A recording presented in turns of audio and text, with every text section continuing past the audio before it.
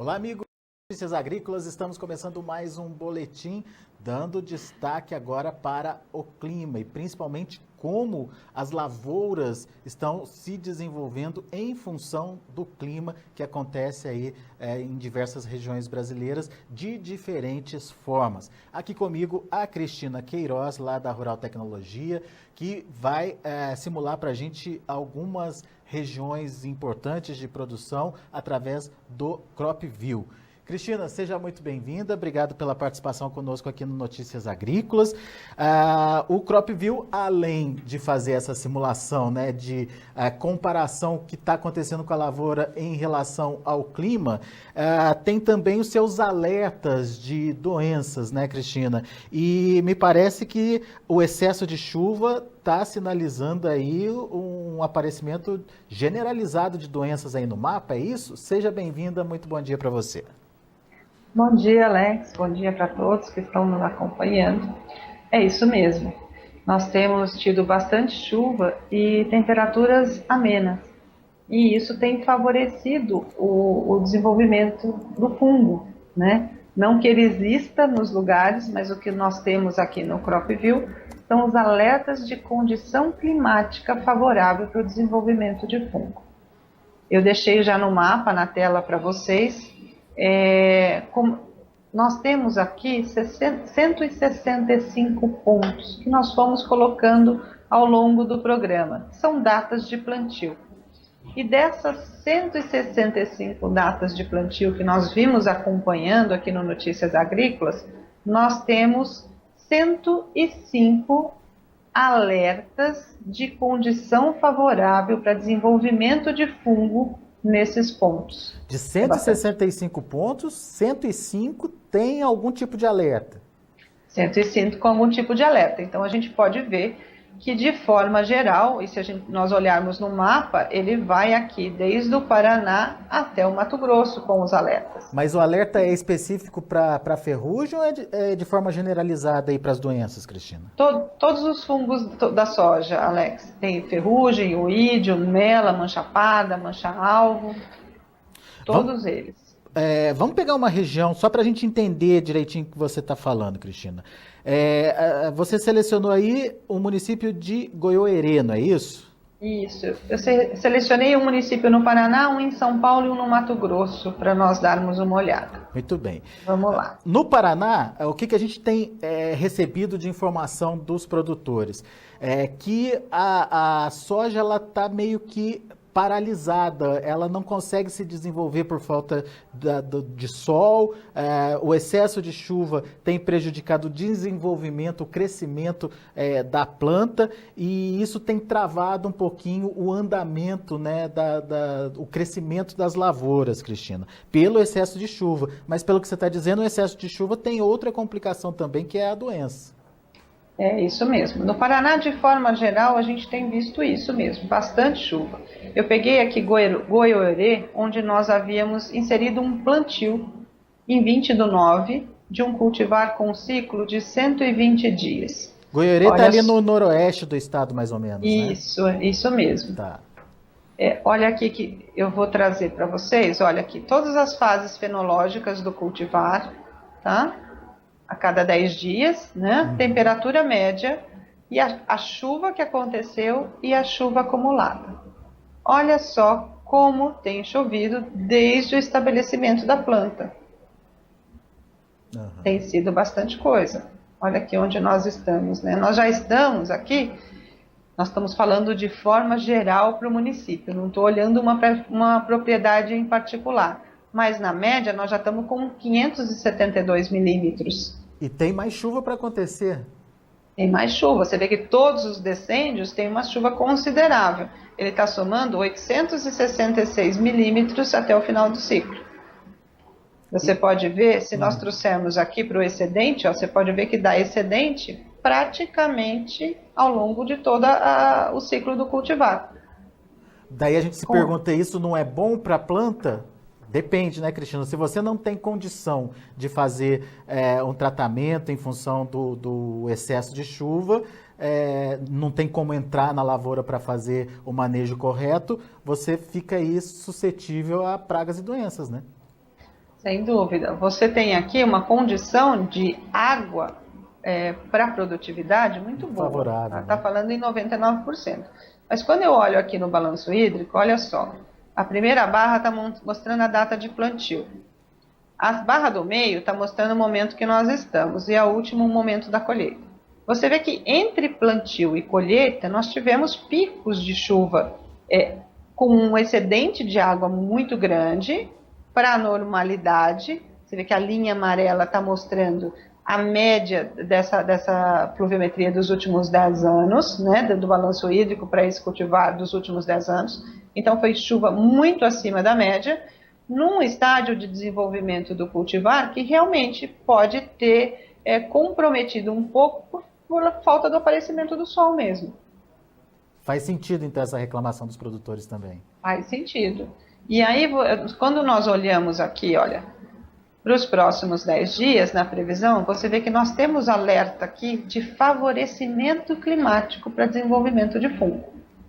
Olha, você vê que eu tenho um alerta amarelo aqui, que ele está entre 55% e 60% de condição favorável para desenvolvimento de ferrugem.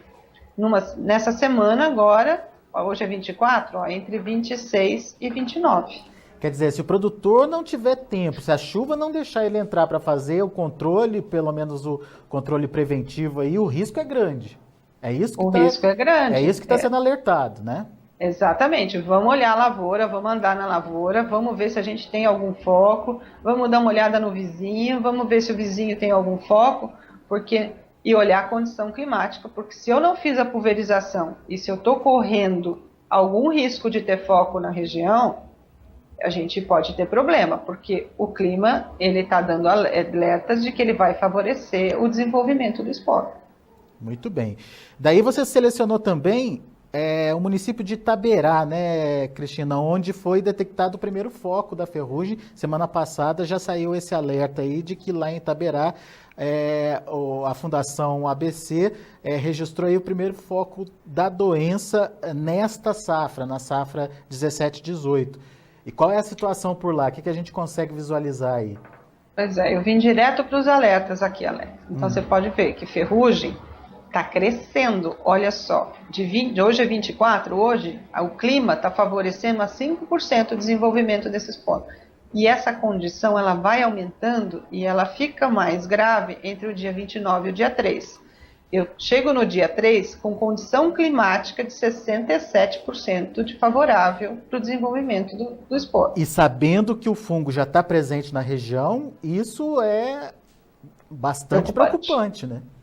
Exatamente. Então, é isso de percorrer as lavouras, de verificar onde está esse foco, olhar a sua lavoura, chamar os vizinhos, conversar todo mundo, porque se existe foco, é necessário que se faça precaução, porque o clima ele está favorecendo o desenvolvimento dele. E olha a mela tem sinal vermelho aí para... Sinal vermelho, 80% aqui. Isso no finalzinho, agora já para a próxima semana já, então. Já, daqui 3 dias, né?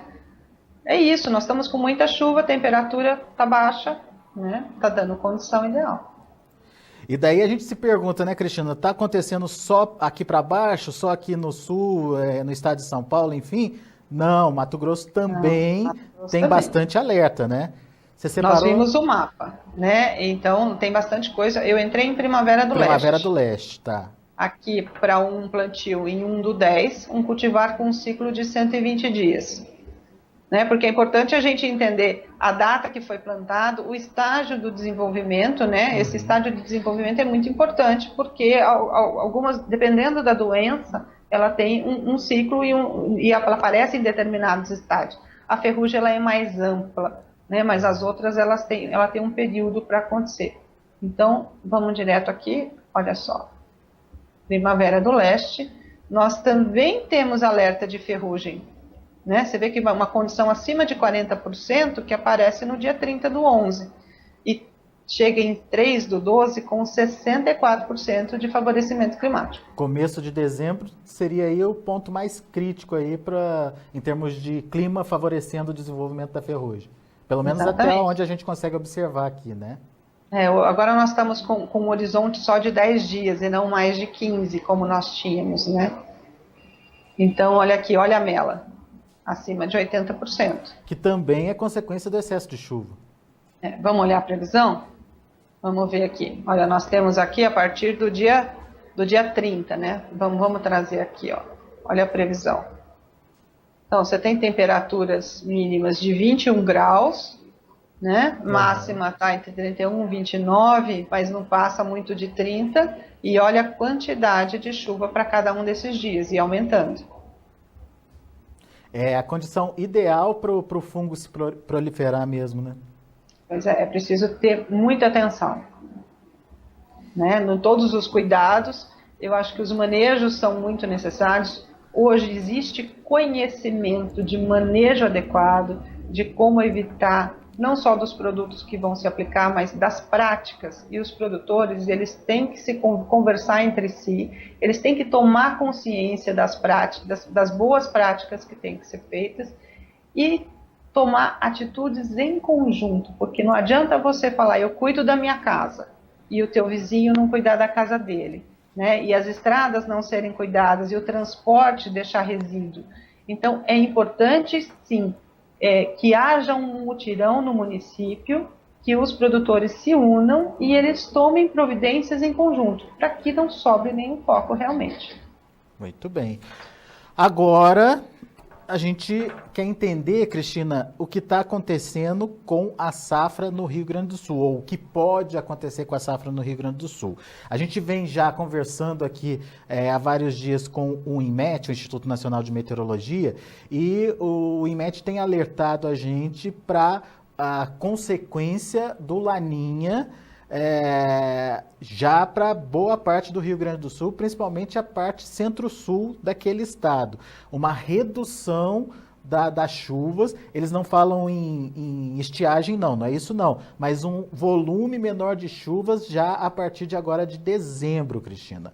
Confere essa informação, o que o CropView consegue detectar em relação ao plantio da soja lá no Rio Grande do Sul? Bom, Alex, eu fiz 2 simulações, uma em Cruz Alta e uma em Tupã-Seretã. A de Cruz Alta eu fiz um plantio no dia 1º de novembro, não sei se é um pouco cedo para a região, com um cultivar com um ciclo de 120 dias. Olha só, você vê que a gente começa, né, os 2 primeiros decêndios com bastante chuva, causando até um excedente considerável para o cultivar. E nesse decêndio que nós estamos agora, que ele termina aqui em 30/11, que vai de 21 a 30/11, olha aqui, 0 milímetros. Já diminuiu, né? Já diminuiu. E olha aqui, já causou déficit. E já começa a penalizar. Já começa a penalizar. Embora venha de 2 decêndios com excedentes consideráveis, esses 0 milímetros aqui, nesses 10 dias, né, de 21 a 30, já penaliza. E o que acontece? Quando a gente olha para o futuro, a chuva aqui, nós estamos falando de média para município, hein, gente? Então, vai acontecer de forma diferente dependendo da localização no município. Mas olha só, é uma chuva que ela não atende à necessidade desse cultivar e começa a penalizar. É justamente o que o INMET estava dizendo. Tem chuva, não é veranico, não é estiagem, mas a redução é significativa quando a gente compara com o que já vinha acontecendo por lá, né? Principalmente nesses estádios que o cultivar estão, porque você vê, como no Rio Grande do Sul o plantio ele acontece mais tardio, né? Então você pega aqui no desenvolvimento vegetativo, no florescimento. Então, são estádios aqui que o cultivar demanda muita água. Faltou e a água que vem... Faltou água no florescimento, faltou água no enchimento de grãos, penalização aí da produtividade na seca, né? Sem dúvida. E muito do estádio do desenvolvimento vegetativo está sendo penalizado ainda.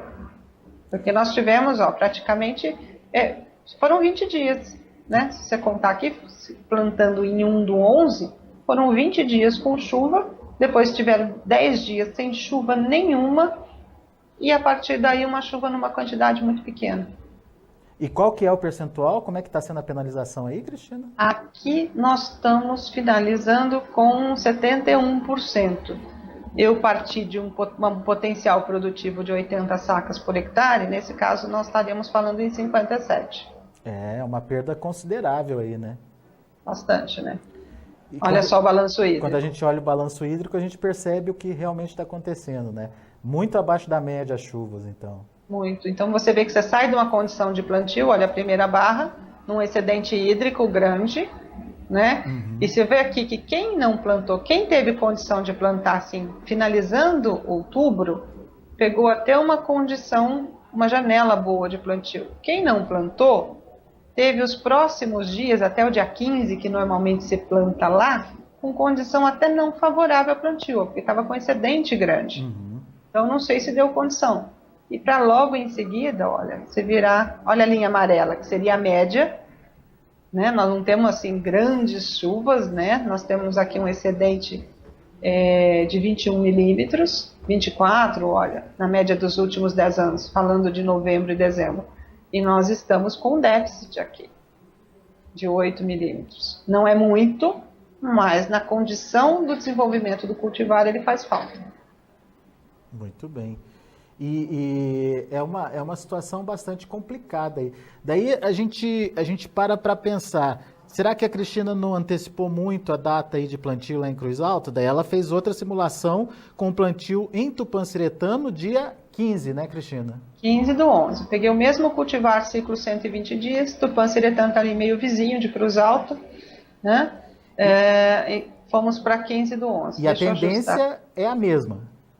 A tendência é a mesma. Como agora também nós só temos um horizonte de 4 meses para olhar o futuro, né? As nossas previsões aqui elas vêm do CPTEC, então nós tínhamos 15 dias, passamos a ter 10 dias de previsão e de tendência nós contávamos com 6 meses e agora nós estamos trabalhando com 4 meses.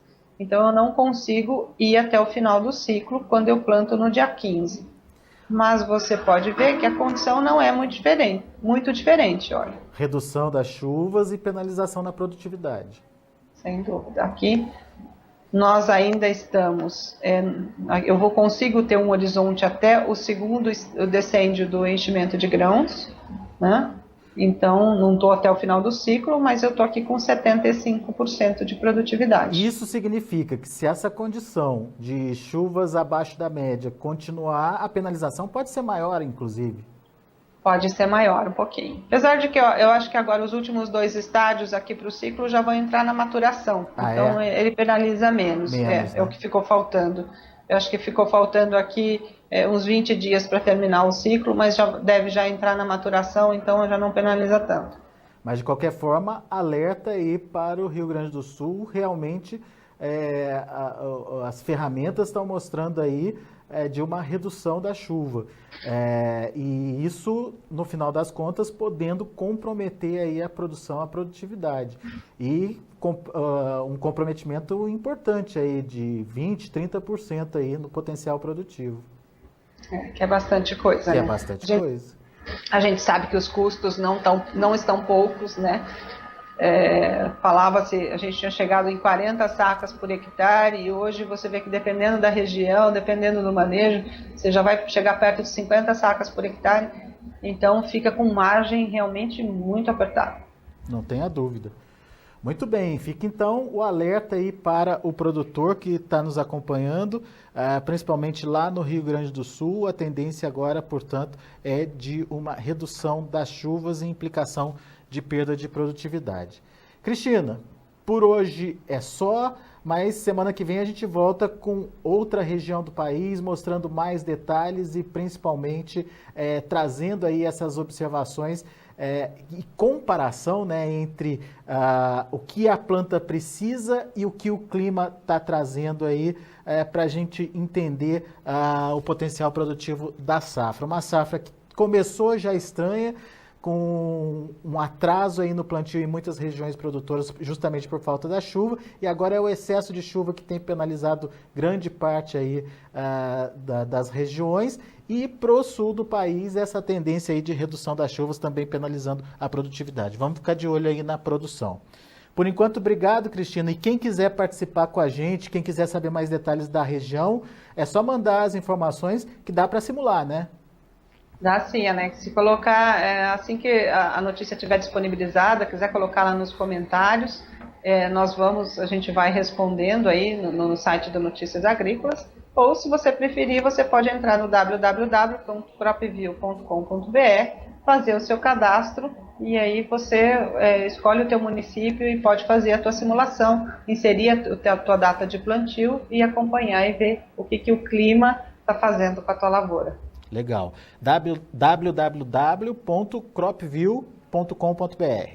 Isso mesmo. Tá combinado então. Cristina, por enquanto, obrigado. Semana que vem a gente volta. Bom final de semana. Abraço para todo mundo. Obrigado, abraço para você. Tá aí a Cristina Queiroz, da Rural Tecnologia, trazendo para a gente as informações dessa ferramenta bastante interessante e que é o CropView.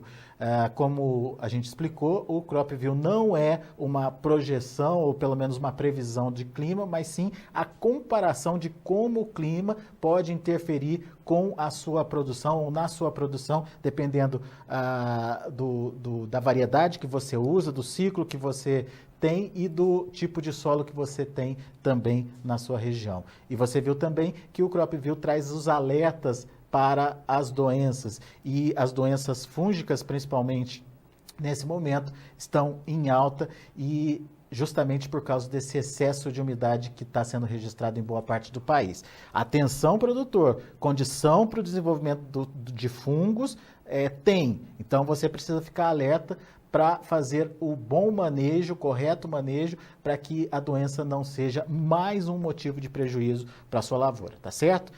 A gente vai ficando por aqui, eu agradeço muito a sua atenção, a sua audiência, e daqui a pouquinho tem mais informações e outros destaques para você aqui no Notícias Agrícolas. Continue com a gente.